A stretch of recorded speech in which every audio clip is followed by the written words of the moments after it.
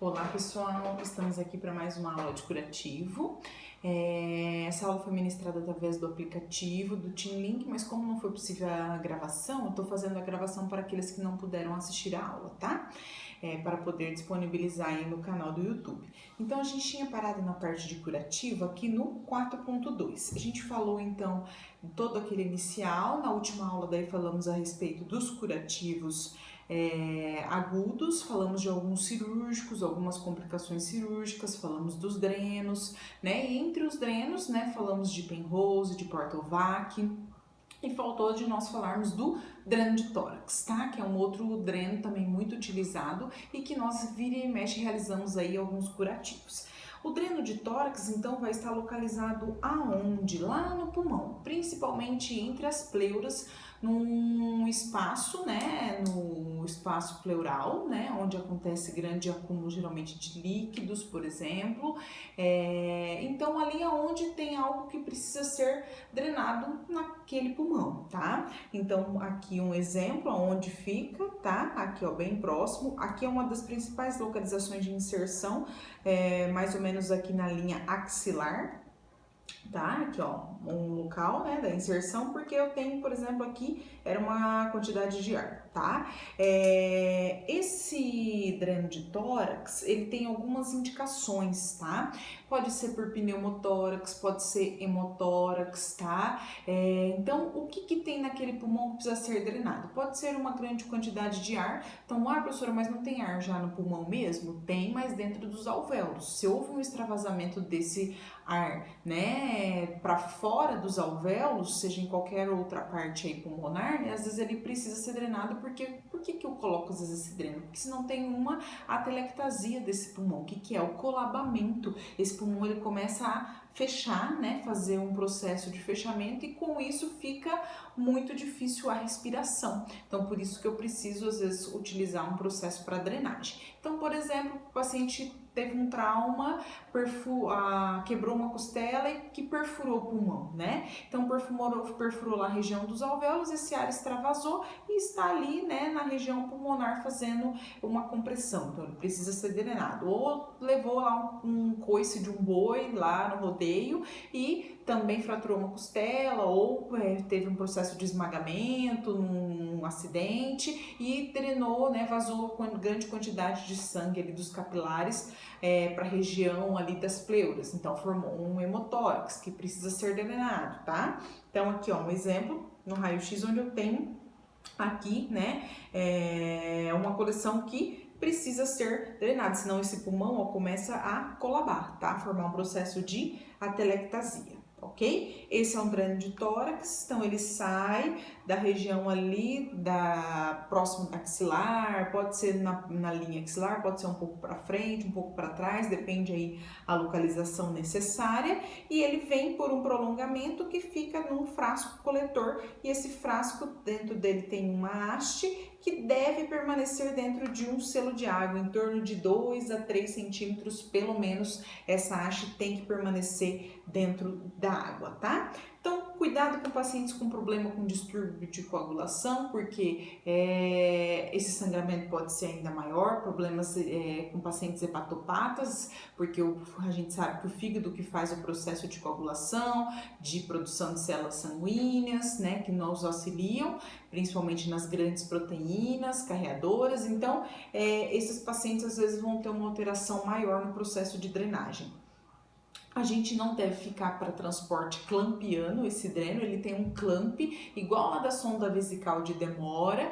Então, que às vezes, que nem a sonda, às vezes vou transportar o paciente, eu fecho rapidinho, dreno de tórax. Não, só na hora da troca do selo ou quando for muito necessário, tá? Do contrário, a gente não fica fechando este dreno, tá bom? Para não ficar fazendo o processo de pressão contrária, tá? Sempre o frasco abaixo, então o paciente está deitado, né, ou em pé, tá aqui na região do tórax, frasco abaixo. Colocamos aí uma toalha, um tapete, se não tiver um suporte. Para quê? Porque é uma coisa que mais os pacientes e familiares chutam esse bendito dreno de tórax, né? E se há uma mobilização do prolongamento aqui na inserção, esse paciente tem muita dor, porque ele é bem calibroso, então atrapalha, incomoda o processo já de respiração. O paciente tem geralmente aquela respiração mais superficial, porque se ele respira profundo, o tórax movimenta e ele tem muita dor, tá? Então, muito cuidado ali, então colocamos no lugar bem visível, abaixo, para o pessoal não esquecer e trombar, manipular erroneamente, tá? Sempre nesse paciente observar padrão respiratório, alterou a frequência respiratória, caiu saturação, o que está acontecendo? De repente aconteceu um deslocamento desse dreno, tá? Flutuação da câmara do selo de água, né? Então, ali naquele prolongamento do dreno, fica uma flutuação, né? Porque o paciente inspira, expira, inspira, expira. Então, o ar tá entrando e saindo dos pulmões e com isso ele faz um movimento. Ali fica as gotículas de água, né? Do processo de drenagem ou um pouquinho de sangue quando tem hemotórax. Então, vocês veem, né? Ali do selo de água vai e volta. Isso tem que acontecer. Significa que o dreno tá funcionando bem, que, né? Tá tendo um processo de inspiração, expiração e tá no local adequado para fazer a drenagem, tá? Muita atenção para borbulhamento se não for pneumotórax. Pneumotórax é drenagem de ar, então não vai sair nada lá no frasco, vai fazer o quê? Bolhas lá no dreno, certo? Lá no frasco coletor vai sair umas bolhas quando é pneumotórax, ok? E do contrário, né, se não for um pneumotórax, for um hemotórax inicialmente, ou for algum derrame pleural, e aí você olha, tá fazendo bolha, opa, aconteceu alguma coisa, esse dreno pode ter saído de lugar e ter perfurado alguma partezinha ali do pulmão e tá dentro dos alvéolos, tá? E daí dentro dos alvéolos vai drenar mesmo, então tá fora da localização às vezes adequada. Agora, se for um pneumotórax, vai fazer às vezes as bolhas de ar mesmo, tá bom? Os curativos, aí depende um pouquinho da instituição. O curativo na inserção tem que fazer pelo menos uma vez no dia. Então, ele é ali um prolongamento. Deixa eu pegar uma fotinha aqui. Aqui, ó. Então, aqui tá a inserção, né? Nós vamos fazer aquele quadrado, né? Igual nós fizemos lá da gastrostomia, né? Para quem lembra. Então, muitas vezes a gente coloca aqui. Esse aqui deve ser um ferimento por arma de fogo, ó, né? Ele tomou um tiro aqui, daí é muito comum também para dreno de tórax, ferimento por arma branca, facada, tiro, tá? Que às vezes vai na região pulmonar, junto uma coleção que precisa ali ser drenado. Então, eu coloco, né, as 4 gases aqui em volta, lavo bem esse ponto que tá aqui, tá suturando, né, o prolongamento na pele do paciente para não ter um deslocamento do dreno, então ele fica ali quieto, tá? Vocês não vão mexer nisso daqui, tá bom? E aí lavo com soro, tranquilo, fecho ali com gaze bem. Esse aqui que eu falo pra vocês que é uma delícia, que antes a gente cortava a gaze pra encaixar bonitinho, tá? Mas depois no outro dia fica tudo os pelos da gaze enfiando dentro do ósteo. Então a gente não corta mais, então vou encaixando e depois fecho, ok? Então aqui é o curativo, né, diário. Aqui o clamp que eu falei para vocês que a gente não pode ficar fechando, e esse é um frasco coletor, tá? De uma via, a haste que fica dentro do selo de água, a alça para carregar, e esse aqui é o respiro, né? Então, vem para cá, então nesse prolongamento aqui que fica, né, fazendo a flutuação do selo de água que eu disse. Eu vou fazer a leitura da drenagem pelo menos uma vez por plantão, tá? E a troca do selo é na hora do curativo. Se precisar, eu faço mais, uma vez a cada plantão, uma a cada 12 horas. Se estiver drenando muito, isso é mais no começo. Depois, tranquilo, fazer uma vez por dia. Então, faço o curativo daqui, depois vou fazer a troca. Para fazer a troca, o que eu faço? Eu fecho o clamp, essa é a única hora que eu fecho. Por quê? Porque eu vou abrir, então não quero que entre contaminação e nem ar para dentro do pulmão, tá? Então, eu fecho e daí vou abrir o frasco, tá? Lembrando sempre, eu brinco que esse é o lado português, né? Em vez de a gente ir na rosca, a gente vai no frasco, porque se eu for na rosca, o que vai acontecer? Vai mexer com o prolongamento, né? Então eu vou abrindo o prolongamento, vai mexendo, e isso ocasiona dor aonde está a inserção no paciente. Então a gente segura, ó, do frasco, já fiz a leitura, a gente deixa uma etiqueta aqui do lado, do tanto que foi colocado ali de água, o soro, tá? E vejo o tanto a mais que drenou. Abri, né, jogo fora, deixei essa tampa num lugar estéreo ali em cima. Se eu precisar jogar mais um soro para lavar, uma água, tudo bem, que às vezes ficou um coágulo ali de sangue, jogo, vou preencher com quanto? Tem algumas instituições que tem padrão, mas tem padrão por quê? Porque tem o mesmo frasco, então fica padrão, tá? Então, por exemplo, preenche com 300 ml, com 400, com 500, depende do tamanho do frasco. Por isso que às vezes lá no hospital é sempre 400, né? Porque às vezes é do frasco que comprou. O que eu preciso? Que essa haste, né, que desce, que vai ficar, ela precisa ficar imersa dentro da água para quê? Fazer o processo de sucção, senão não vai drenar, vai ser o contrário, que se ela ficar no ar, o ar daqui que vai para dentro, tá? Lá do pulmão, então eu preciso deixar na água para drenar por gravidade. Este celular tem que estar de 2 a 3 centímetros, essa haste, dentro da água, tá? Essa água pode ser água destilada, se não for possível, pode ser soro, tá bom? É mais para só manter a haste imersa, tá? Então, eu coloco aqui, tá bom? Coloco 2, 3 centímetros mais ou menos, que é uns 2, 3 dedos, e deixo ali imerso. Vou fechar, vou fazer a identificação, vou anotar, fazer os curativos, ok? Deixa eu só voltar aqui, que aí eu tava explicando, ó, né? O curativo, como eu disse, o clampeamento do dreno, a haste, né, submersão, a mensuração que eu já comentei, como eu disse, intervalos de 6 horas, se for necessário a gente faz mais vezes. A troca a cada 24 horas ou se precisar mais. Se não fiz o curativo, faço a troca do selo e a mensuração eu faço em cada plantão, tá? Sempre colocar dentro do suporte, como eu disse, que eu já comentei tudo, ok? Então, sobre dreno de tórax, é isso, tá? A princípio, esses são os cuidados iniciais. Agora nós vamos falar um pouquinho de uma outra lesão aguda, que são as queimaduras, tá? Eu não sei se vocês vão ter isso pra frente ou não, em aulas, mas então aproveitei um momento aí que tá falando de curativo, a gente vai pensar um pouquinho mais no curativo. Não vou falar de toda a dinâmica, mas vou dar uma pincelada aí, ok?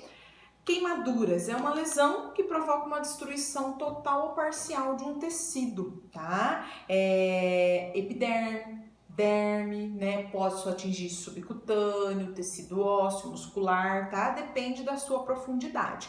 Mas de uma forma geral eu tenho, né, um processo de perda parcial ou total ali da minha pele e que pode, né, acometer as outras estruturas, ocasionada por uma fonte de calor. Que fonte de calor que é essa? Pode ser um agente físico, um agente químico, um agente biológico. Agente físico, térmicos, né? O calor mesmo, né? Panela quente, líquidos superaquecidos, que é super comum, tá lá preparando o almoço, a criança vem, bate a mão no cabo da panela, vira tudo aquilo em cima, né? A aguinha do café. Por produtos radioativos, até uma própria radioterapia, né, quando é em grande quantidade, acaba às vezes fazendo uma queimadura, ou elétrica, né, eletricidade foi muito intensa, alta tensão, né, e ocasionou ali uma queimadura, por exemplo, no processo de entrada.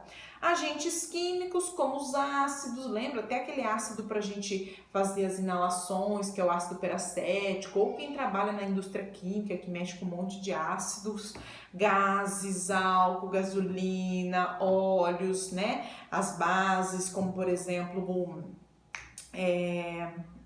fugiu o nome, a soda cáustica, né? Ela queima porque ela é básica, não é porque ela é ácida, né? Então, aquela pessoa vai fazer sabão, mistura com água, vem aquela fervura aí, ocasiona, por exemplo, uma queimadura aí de pele, às vezes até queimadura nasal, tá? E é biológico, comum os animais como a medusa, né? Que são as águas-vivas aí, e vegetais como, por exemplo, a urtiga, tá? É muito comum para quem for trabalhar em área litorânea, né, a queimadura com água viva, que tem lá, essa é uma das principais que tem as diferenças aí na hora do curativo, que a gente utiliza, né, vocês já devem ter ouvido falar, o vinagre, para minimizar o processo de queimadura, porque é uma característica desta queimadura. As outras são mais ou menos padrão os atendimentos iniciais. Fisiopatologia, como que acontece essa queimadura? Bom, a gente pode ter primeiro, segundo, terceiro grau, que até faz parte da classificação, que depois vou mostrar para vocês, mas basicamente, primeiro e segundo grau eu tenho uma fonte de calor, seja ela ali que eu já disse, física, química, biológica, tem uma fonte de calor, essa fonte de calor vai estar aqui numa ação sobre a epiderme, derme, então vai estar aqui. Eu vou estar fazendo uma exposição das terminações nervosas, porque ela está recebendo ali esse calor, e com isso vasodilatação, aumento da permeabilidade capilar, né? E vai ocasionar ali uma hiperemia no local, porque eu fiz vasodilatação, certo? Então, uma hiperemia com empalidecimento à compressão. Então, a hora que eu aperto, ela fica bejona, né? Então, aquela hiperemia com empalidecimento, e aí, dependendo da situação, quando a exposição é um pouquinho maior e a gente chega numa queimadura de segundo grau, eu tenho um extravasamento do plasma, né? Lembra o plasma, a parte líquida do sangue, né? Onde eu tenho, né, os anticorpos circulantes, proteínas, tá? Então, a parte, né, transparente, líquida lá do plasma, do sangue, então eu tenho o quê? Um extravasamento desse plasma, porque eu fiz muita vasodilatação. Então, abriu demais o poro, o plasma começou a sair. E se eu tenho um deslocamento, né, entre a epiderme e a derme, né, descolou e extravasou o plasma, eu vou ter o flictema, que são as bolhas, tá? Então, a partir de agora, bolhas se chamam flictemas, tá? Então, essa é a fisiopatologia. E aí, na de terceiro grau, é da mesma forma, eu vou ter a fonte de calor, vou ter ação sobre epiderme e derme, só que daí a vasodilatação é tão grande que eu já faço uma coagulação, né? Então, tá queimando tanto que aquilo coagula, tá? E desnatura proteínas. Então, com isso eu vou tendo uma destruição dos tecidos, uma destruição das células, né, das terminações nervosas, e daí diminuo a irrigação e faço o processo de crostas ou necrose, formação de escara seca, que é uma característica da de terceiro grau. Então aqui pra gente ver, ó, primeiro grau, epiderme e derme, que só o vermelhão, queimadura de sol, por exemplo, ficou lá, dormiu no guarda-sol, né? Então hiperemia, né, o empalidecimento, quando a gente aperta, fica bege. Quando ela vai para segundo grau, então qual é a diferença de primeiro para segundo grau? Flictemas, tá? Então, segundo grau, eu desloco, né, a epiderme e derme, e daí há um extravasamento do plasma que forma flictemas, tá? E terceiro grau, como eu já atingi tecidos mais profundos, forma isso que a gente chama de escara seca, né? Uma destruição dos tecidos, tá? Destruiu tanto a célula nervosa que não tem nem dor, tá bom? Que é daí uma das classificações das queimaduras, é com relação a profundidade, que é o que a gente está fazendo, tem com relação à extensão, com relação à profundidade, primeiro, segundo e terceiro grau. Primeiro grau, então, epiderme, vou ter o eritema, né, que é a hiperemia, vou ter, às vezes, um pouquinho de edema, vou ter a sensação de formigamento, né, é a queimadura do sol, lembrem dela. Segundo grau, já atingi epiderme, derme, teve um extravasamento de plasma, então eu tenho flictemas e eu vou ter dor.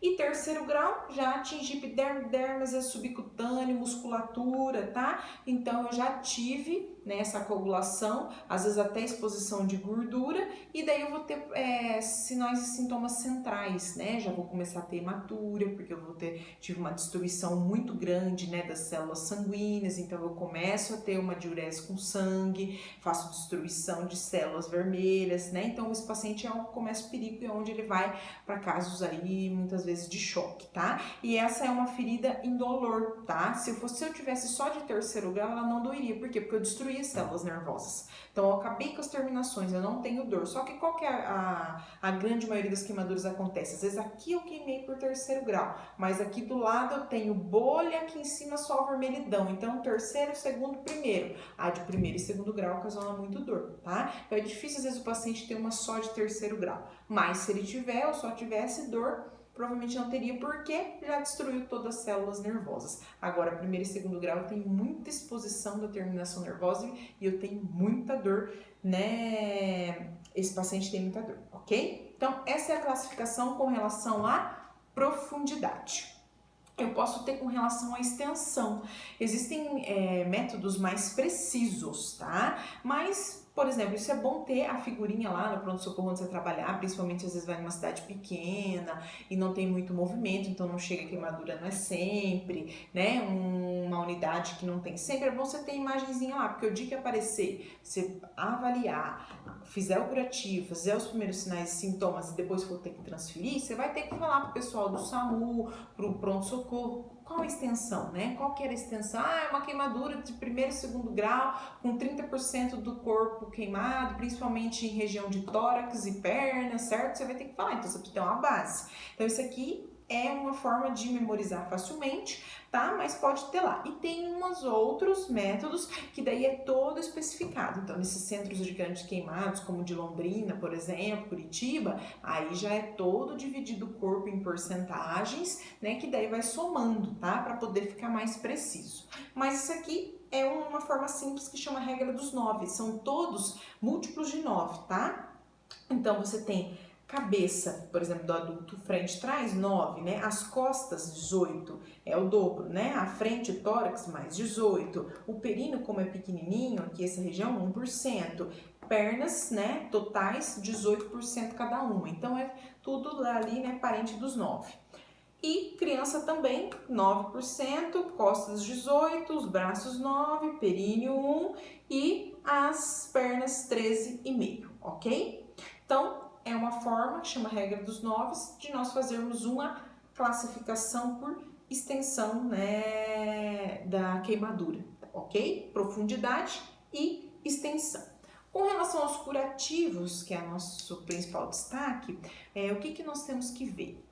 Atendimento inicial. Primeira coisa, remover roupas, adornos, tá? Então, tô lá na casa, acabou de acontecer com meu irmão, né? O que dá pra você fazer em casa? Onde pegou? Tem roupa, às vezes grudada, alguma coisa? Dá pra tirar? Se dá pra tirar, retira, tá? Já retiro, porque senão aquilo vai grudando tudo e vai virando um rolo, tá bom? Retiro e tento esfriar essa lesão com uma água corrente, uma água fria, tá? Então, não é gelada, não é do gelo, ok? Uma água corrente ou água fria, até porque se retira da água corrente ou água fria, dói demais, então você acaba voltando, tá? Então, água corrente, água fria, você vai esfriando e o importante, não aplicar nada, não vai aplicar pasta de dente, pomada, unguento, a não ser que você tenha, por exemplo, uma sulfadiazina de prata lá, tá? É que aí vai dar uma aliviada, que é uma pomada que a gente usa, mas do contrário, qualquer outra coisa deixa quieto, deixa bem na água, né? Pega um pano, seca e se precisar, deixa ele encharcado de água aí fria, né? Coloca ali um outro pano por cima e vai para o pronto-socorro, ok? Não, se tiver roupa muito grudada, como eu disse, não tenta retirar, tá? Lá na unidade, a gente vai fazer uma limpeza melhor, tá? A gente vai usar ducha, jato de água, depende, né, da extensão dessa queimadura. E, tirando o processo inicial de resfriamento que nós fazemos, depois os próximos curativos, a gente faz com ele aquecido. Pra quê, né? Soro aquecido, temperatura, né, pra ficar a temperatura do corpo. Porque eu tô num negócio queimando, o meu corpo tá tentando entrar em equilíbrio, porque aquilo aqui tá fervendo. Se você ficar jogando uma água gelada demais, né, aquilo vai causando um estresse metabólico e o organismo vai começar a tremer. O paciente vai começar a tremer porque ele tem que perder calor pro meio, porque o meio tá muito gelado. Então, aonde eu tô jogando gelado, aqui tá quente, então eu começo a tentar fazer um equilíbrio, porque nós somos homeotérmicos, né? Então a gente mantém uma temperatura corporal adequada, né? Ali em torno de 37, então eu faço um estresse metabólico que é muito pior. Vou gastar toda a caloria desse paciente. Esse paciente, se ele tava para entrar em choque, eu pioro. Se ele tava com dor, vou piorar, tá? Então, a gente usa a temperatura de 37,5 e não deixa esse paciente exposto por muito tempo. Se ele tava todo, né, se é muito parte do corpo, são muitas, né, a gente retira esse curativo, faz rapidinho, lava e já vem, né, passa a pomada, tudo e já vem colocando a atadura, por quê? Para não deixar ele exposto muito tempo e piorar esse estresse metabólico. Esse curativo, ele pode ser aberto, fechado, pode ser cirúrgico, tá? Aberto é uma ferida, por exemplo, primeiro grau, aberto, né? A gente vai lavar, tá lá primeiro grau, só hiperemia e às vezes eu passo uma pomada. Posso utilizar até alguma coisa mais simples, a gente não tem no serviço de saúde, mas em casa às vezes tem aqueles derivados de camomila, dióxido de zinco, né? Então, Calamed, né, que resfria a pele, aqueles pó-sol, né? Tudo isso alivia numa queimadura de primeiro grau, tá? Ou até uma pomada como a Bepantol, tá bom? Que dá uma aliviada na sensação. Mas lá na nossa unidade nós podemos, né, se tem um desbridamento para fazer, uma bolha que já estourou e tá lá aquela pele, a gente retira, porque a queimadura tem muita chance de infecção porque morrem muitos tecidos, né? Então fica ali tecido, plasma, rico em proteína, extravasando. Então se ficar ali, pode acontecer uma contaminação. Então se deu para retirar, eu retiro.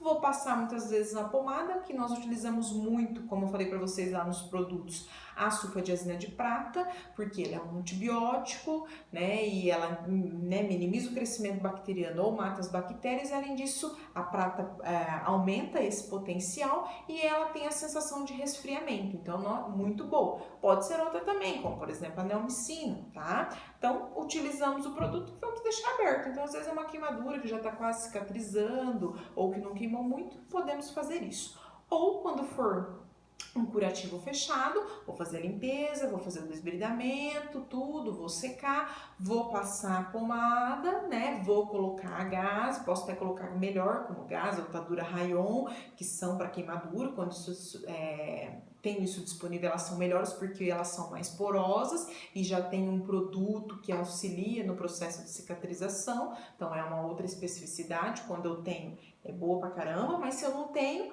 sulfa, gaze, né? Se quiser jogar às vezes só um olhinho para não grudar, porque o problema é tirar no outro dia e tá tudo grudado, né? Queimadura é um terror. E depois, às vezes, se precisar algo, se tiver a extensão for muito grande, tipo uma perna toda, a gente pode colocar até um pouco daquele algodão ortopédico para manter temperatura e enrola ali com uma atadura de crepe, tá? Então, a troca é variada. Se está vazando demais, extravasando muito plasma, a gente vai trocar mais de uma vez por dia. Se está mais tranquilo, beleza. E às vezes cirúrgico que eu tenho que anestesiar, que o paciente não aguenta nem mexer, nem abrir. Então, às vezes o paciente faz 1, 2 vezes por semana, faz no centro cirúrgico, então anestesia, né, dá um sedativo, tira tudo, limpa tudo e vai, né? Como um paciente desse, que esse aqui tem até o processo de abertura, né, de tórax que a gente faz.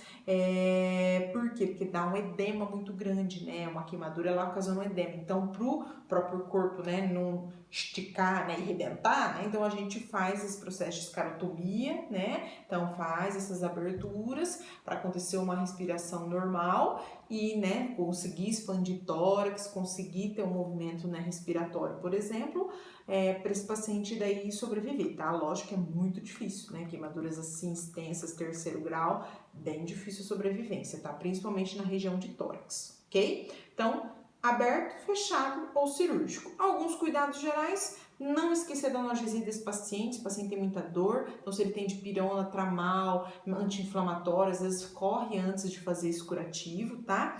Bolhas, né? Flictemos a gente não perfura, tá? Ah, mas tá desse tamanho. Não perfura, deixa. Lembra que aquilo é plasma. Plasma é rico em proteínas e são substâncias sanguíneas. Se o organismo vai fazer o quê? Reabsorver o que for necessário e o que dá. O que não, vai vazar mesmo, tá? Então, vazou o que tem que vazar, reabsorveu o que tem que absorver, às vezes no outro dia a bolha tá lá, estourou sozinha, você tira, tá toda a pele lá e vazou tudo. Ok, no dia que estourar, você corta daí as peles que sobrou, arranca tudo, limpa bem, passa a pomada e fecha. Mas deixa o organismo ver, né, se ele vai reabsorver, se não vai, se vai drenar, tá bom? Então, por isso que a gente não rompe, sem contar o risco de contaminação, porque aquilo ali tá fechado ainda, a pele, né? Aí você vem e fura, ou alguém vai lá e fura com um espinho de limão, né? Então a gente não perfura para não piorar o processo de contaminação e para fazer uma reabsorção normal do organismo, tá bom? Paciente num ambiente mais asséptico, em isolamento, se possível, tá? Principalmente os grandes queimados.